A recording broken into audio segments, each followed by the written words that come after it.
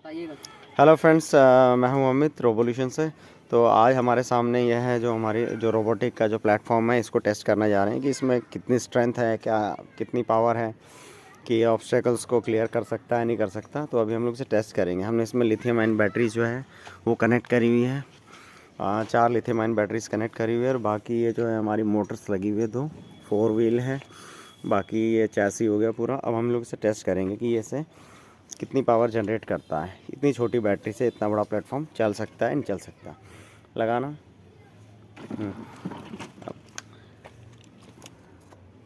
तो ये आप देख रहे हो, जैसे ये थोड़ा वायर्स की निकल रही है, वायर लूज़ है, हमने इसमें बटन नहीं लगा हुआ।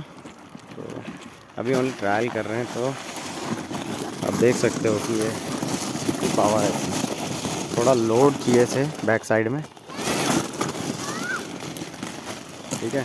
तो आप देख सकते हो इसकी स्ट्रेंथ कि ये कितना चढ़ाई चढ़ रहा है सिर्फ इतनी छोटी सी बैटरी से। तो ये एक पावरफुल मैकेनिज़्म है, मशीन है इसमें जो लगा हुआ है। तो यही हम लोग अपने रोबोट के लिए, जो रोवर है उसके लिए यूज़ करेंगे।